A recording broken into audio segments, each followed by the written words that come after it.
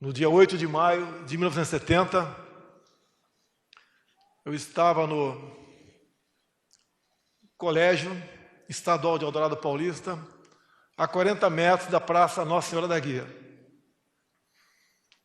Por volta das 18 horas, quando passou por ali um terrorista, Carlos Lamarca. Houve uma intensa troca de tiros entre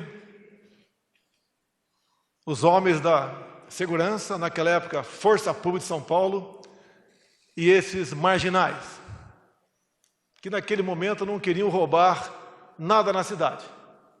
Queriam roubar a liberdade do povo brasileiro. Ali eu conheci, algumas horas depois, o nosso Exército Brasileiro. Me apaixonei pelo Exército. Me deram um documento chamado ICAM, Instrução de Concurso, Admissão e Matrícula, Concurso de Admissão e Matrícula, e acabei então prestando concurso para a Escola Preparatória de Cadeiras do Exército e segui carreira. Mas ali eu vi, dos 6 da Força Pública de São Paulo feridos, 2 pais de alunos, meus colegas de sala de aula. Ouvi os estampidos do tiro e vi o sangue de inocente na praça. Essa mesma organização, uma de suas integrantes, foi presidente da República. Passou há pouco tempo por aqui. Ao meu lado aqui, uns jovens, uma garotada, que poderia ser nossos filhos e netos. Se desde há muito, General Pazuello, as nossas Forças Armadas não fossem mais que guardiãs, as ativas na manutenção da nossa liberdade. E um momento de reflexão: como pode um país rico como a Venezuela, em petróleo, ouro, entre outros bens, de repente mergulhar na miséria? Os números de hoje bem comprovam. O salário mínimo lá são de R$15. Mas como mergulho numa situação como essa? Vem do populismo, da conversa fácil de dirigentes que fazem seu trabalho junto aos mais pobres e mais humildes para atingir seu objetivo. A cidade de Eldorado Paulista, Carla Zambelli, integra a região mais pobre do estado de São Paulo, cuja economia é a banana. Esses marginais fizeram a sua base, criaram o seu aparelho exatamente dentro dessa cidade. E como a história bem diz, a nossa imprensa tem medo da verdade, deturpam o tempo todo. E quando não conseguem deturpar, mentem descaradamente. Esse é o livro dessa japonesa que não sei o que faz no Brasil, o que faz agora contra o governo. São aqueles que o tempo todo trabalham contra a democracia, contra a liberdade. Estão a soldo do que não presta em nosso Brasil. Mas as nossas Forças Armadas, em vários momentos da história, estiveram ao lado do povo brasileiro. Nós sempre fomos fiéis aos seus destinos. Não abrimos mão da liberdade. E o que eles mais querem, mais tentaram no passado, é exatamente isso. Usar as armas da democracia, essa esquerda, para atingir o poder absoluto. Fizeram na Venezuela a conversa fácil, a demagogia, a mentira deslavada para atingir os seus objetivos. A Venezuela chegou a um ponto de difícil retorno, mas nós acreditamos nele e o governo brasileiro, junto com outros chefes de Estado, como estive orgulhosamente com Donald Trump, trabalhamos para que ela volte à sua normalidade. Esses que estão vendo do nosso lado aqui, garotos, jovens, muitos com os pais aqui, outros com seus pais na Venezuela, fugiram da fome, da violência e da miséria. Em 2016, mais uma vez, conseguimos nos livrar desse grande mal que nunca deixou de rondar o nosso Brasil. Em 2018, aconteceram 2 milagres.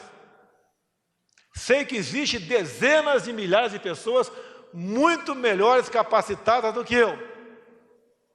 Mas eu tive uma oportunidade, já, prezado Pazuello, que demos no passado, fizemos nosso juramento de dar a vida pela pátria se preciso for. Eu dei o meu mandato. Tinha um mandato de deputado federal tranquilo, ou senador tranquilo, para se eleger pelo Rio de Janeiro. Resolvi enfrentar esse brutal sistema que ainda existe entre nós, para buscar um meio de salvar o nosso Brasil.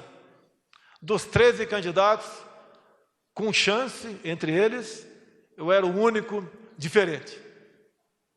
Quando eu levei a facada, não foi ela que me elegeu. Eles sabiam que só tinha uma maneira de me tirar do páreo, era me assassinando. E estes, que eu não tenho provas ainda, porque não sou leviano como eles, foram os que tentaram realmente abreviar a minha vida e assim retornar para o PT o comando do nosso Brasil. Irmãos da Venezuela que estão aqui, se tivesse aqui o Haddad, vocês não estariam aqui. Ele estaria lá com o Maduro. Então, meus senhores, minhas senhoras, o que mais nós temos de sagrado, que é a nossa liberdade, é a nossa democracia, nós temos que todo dia zelar e lutar por ela. Caso contrário, podemos entrar na situação que entrou a Venezuela. Temos um outro país aqui no Brasil, que quis o seu povo eleger para governá-los exatamente aqueles que no passado colocaram esse país na situação de dificuldade que se encontra. Não adianta termos raiva, culpar os outros pelo nosso insucesso, achar que, sem cada um fazer a sua parte, podemos garantir dias melhores para todos nós. Eu peço a Deus que continue abençoando o nosso Brasil. Abra a mente daqueles que ainda estão do lado da esquerda. Essa maldita esquerda que não deu certo em lugar nenhum do mundo. E alguns temam em querer fazer com que ela volte ao poder. Agradeço a Deus mais uma vez pela oportunidade da minha vida e do verdadeiro milagre da eleição, onde não tínhamos nada para assumir, para ganhar as eleições, tendo em vista a situação, ou seja, como era a política de antigamente. Essa oportunidade ímpar, Sérgio Moro, que nós temos de mudar o Brasil, também está nas mãos dos 22 ministros, num primeiro momento, que me acompanham. A responsabilidade de todos vocês é enorme. Não dê chance para essa esquerda. Eles não merecem ser tratados como se fossem pessoas normais, que quisessem o bem do Brasil. Isso é mentira. Não podemos chegar em 22 na situação que chegou a Argentina no corrente ano, ou como está caminhando, infelizmente, um grande e próspero país, que é o Chile, caminhando para o caos, caminhando para o socialismo. Não podemos deixar que os nossos filhos cheguem na situação dessa garotada que está do meu lado, fugir do país por ter, ao usar as armas da democracia, estes bandidos corruptos retornarem ao poder. Meus senhores e minhas senhoras, agradeço a Deus pela vida e a vocês, em grande parte, pela missão de conduzir os destinos do nosso Brasil. Mas essa responsabilidade é de cada um de vocês. Não queiram que um homem só mude o destino do Brasil. Não tenho forças para isso. Preciso de vocês. Nós precisamos de um dos outros. Essa imprensa que está aqui agora me olhando, estou sob suas lentes. Comecem a produzir verdade, porque só a verdade pode nos libertar.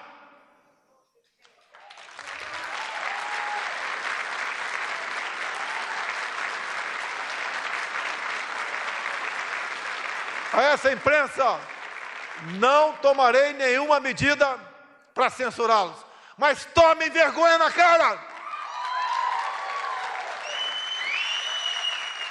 Deixe o nosso governo em paz, para poder levar paz, tranquilidade e harmonia ao nosso povo.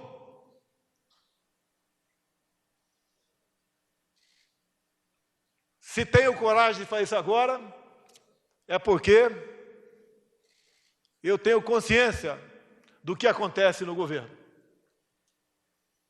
Nos encontros que tenho, nas minhas viagens internacionais, as conversas, o que nós podemos fazer para o bem do Brasil. Há pouco, a imprensa falou barbaridade sobre a possível taxação do aço e do alumínio. Resolvemos o problema.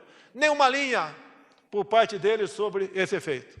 Há pouco, a grande imprensa também nos atacou por ter a Argentina, há poucas semanas, ter prioridade para o CDE. Não temos uma briga contra a Argentina.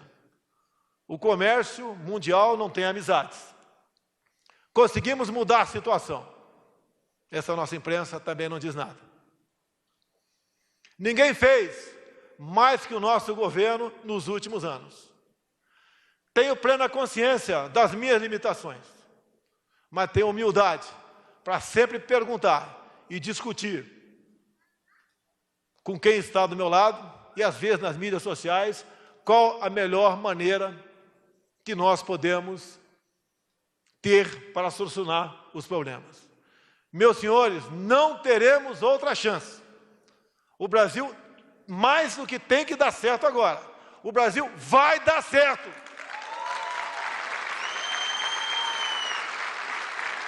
Apesar daqueles que o tempo todo me atacam, a mim e a minha família, e aqueles que estão próximos de mim, para tentar desgastar e chegar ao poder. Eu acredito em Deus. Deus, para mim, sempre esteve e sempre estará acima de tudo. Porque também eu tenho uma filha da idade desse garoto. E quero para ela um Brasil melhor do que nós temos no momento, longe do que esses pobres irmãos da Venezuela têm também. Nós podemos mudar o destino do Brasil. Esquecer as diferenças. A imprensa, repetindo, começar a vender a verdade. Afinal de contas, essa é a obrigação de vocês. Não é nenhum favor, não. Nós temos como mudar o destino do Brasil. Porque o momento de reflexão é exatamente esse que estamos tendo agora aqui. Crianças que com toda certeza gostariam de estar ao lado dos seus pais, dentro do teu solo venezuelano, e estão aqui agora. Por tudo que aconteceu na minha vida. Tem uma história grande. Começou lá nos idos de 1970. Se Deus quiser, vai demorar, se essa for a vontade de Deus, para acabar. Vamos juntos mudar o destino do Brasil. Vamos fazer da nossa juventude uma juventude que não passe pelo sofrimento desses nossos irmãos venezuelanos que estão do meu lado. Meus amigos, desculpe o desabafo, mas é um discurso do coração, de quem ama a sua pátria, de quem serviu o exército por 15 anos, por quem esteve por 28 anos dentro da Câmara e conviveu sem nenhum problema do que, infelizmente, muitos outros lá tiveram. Isso não é virtude, isso é obrigação. Obrigado a Deus por ter, nesse momento, escolhido para conduzir o destino dessa pátria maravilhosa chamada Brasil.